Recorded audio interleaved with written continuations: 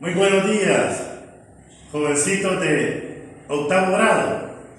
Nuevamente estoy aquí frente a ustedes con la intención de llevarles un nuevo video explicativo de nuestra asignatura Estudios Sociales. Vean, el tema, jóvenes, es la historia, que corresponde a la guía número 3 de nuestro tercer parcial, ¿verdad?, de nuestra asignatura. Muy bien, vamos a iniciar, jóvenes, con el estudio del tema, ¿verdad?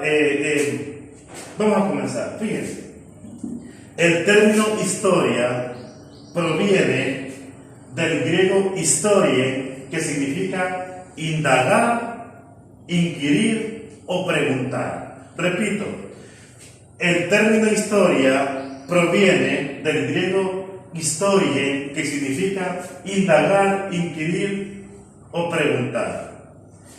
Ahora vamos, jóvenes, con la definición. Vean lo que dice. La historia es una ciencia social que permite conocer hechos y acontecimientos ocurridos en el pasado. Y ahí vamos a detenernos un poco. Vean, la historia, jóvenes, es una ciencia. ¿Por qué?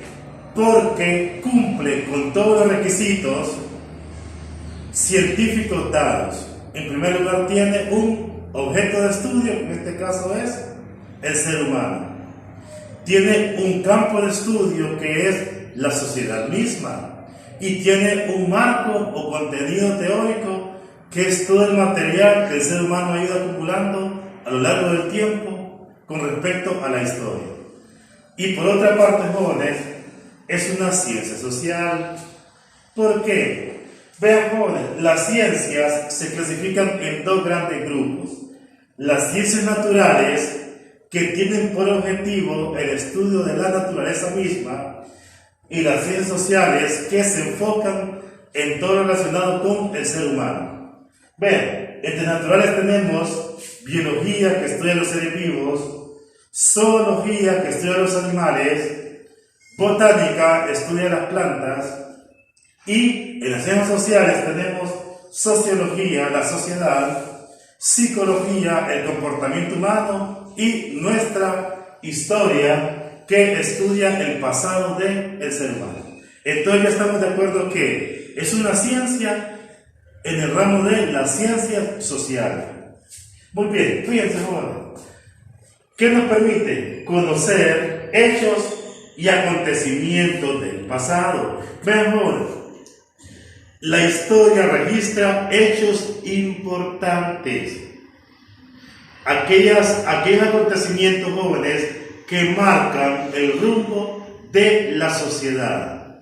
La historia no registra qué comí hoy por la mañana yo, ¿verdad?, o con qué pie me levanté por la mañana el día de hoy.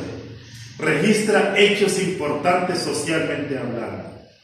El ser humano ejecuta una gran cantidad de acciones en un día, pero solamente la historia registra aquellos que influyen o aquellos que de una u otra forma pesan socialmente hablando. Eso registra la historia. Muy bien, fíjense. Pasado, vean, jóvenes, cuando hablamos de historia, hablamos de el pasado.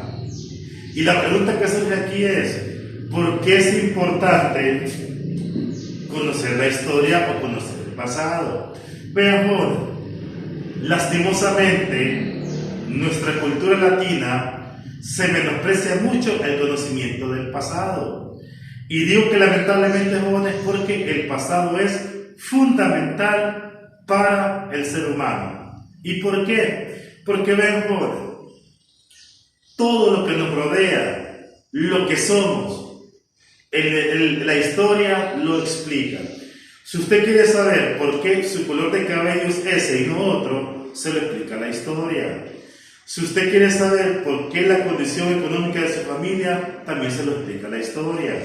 Si usted quiere saber por qué usted habla español y no otra lengua, se le explica la historia. Entonces, vean, jóvenes, la historia nos explica cada acontecimiento de nuestro presente. Si usted quiere saber el porqué de algo en este momento, la historia se lo va a explicar. Y esto más, la historia, aparte de explicar el presente, también usted puede proyectar un futuro y evitar algunos errores que se pueden cometer y que se cometieron, vamos a redundarse, en el pasado. Entonces, es importante, vamos a ser jóvenes, porque nos explica el presente y nos ayuda a prevenir un futuro. Muy bien. Fíjense, jóvenes. La historia utiliza dos formas de registrarse. Ve, está la diacronía, que es sucesión de hechos que acontecen en un orden. Fíjense, jóvenes, esto nosotros popularmente le llamamos una línea de tiempo. Esto, jóvenes, es una diacronía. ¿Por qué? Si usted se fija, dice aquí, jóvenes, una diacronía de la historia de Honduras, a grandes rasgos. Por ejemplo, 1492 llegan los españoles a América. 1502 llegan los españoles a Honduras. 1821 independencia de Honduras y Centroamérica. 1822 anexión a México. 1823 independencia absoluta. 1825 creación de la Federación Centroamericana, y así sucesivamente. Vean, si usted se fija, aquí hay un orden coherente de años. Vean, 1492, 1502, 1521, 1821, 1822, 1823 y 1825. Si usted se fija, aquí hay un orden cronológico dado. Esto significa diacronía, poder registrar de manera ordenada acontecimientos de una entidad o de una persona. Eso se llama diacronía. Pero también está, jóvenes, la sincronía. Vean, ¿qué es la sincronía? Vean, es el conjunto de acontecimientos producidos al mismo tiempo, pero en diferentes lugares. Vean, jóvenes, por ejemplo, yo puse el ejemplo aquí, 1 de mayo del 2018, ¿ven? 1 de mayo del 2018. Ese día, vamos a suponer que por lo menos hubieron 4 acontecimientos importantes alrededor del mundo. ¿Por qué? Porque recuerden ustedes que la sincronía es todo al mismo tiempo, pero en diferentes lugares. Y vamos a suponer que el 1 de mayo de 2018, a las 8 de la mañana, se dieron varios acontecimientos en diferentes lugares. Por ejemplo, en San Pedro Sula, Honduras, se registró una manifestación del Día del Trabajador. Repito, 1 de mayo de 2018, 8 de la mañana. A esa misma hora, ese mismo día, en Brasilia, la capital de Brasil, se registró a esa misma hora la inauguración de la Plaza Cultural de Brasilia.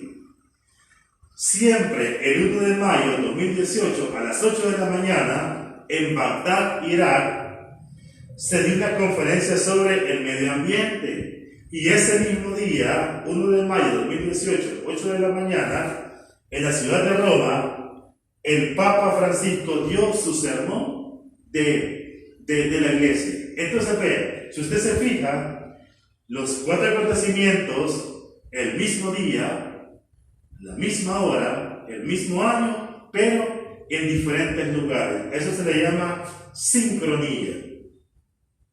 Y finalmente, jóvenes, vean, historia oral y escrita. Vean, les voy a explicar esto. No siempre el ser humano ha tenido acceso a una escritura.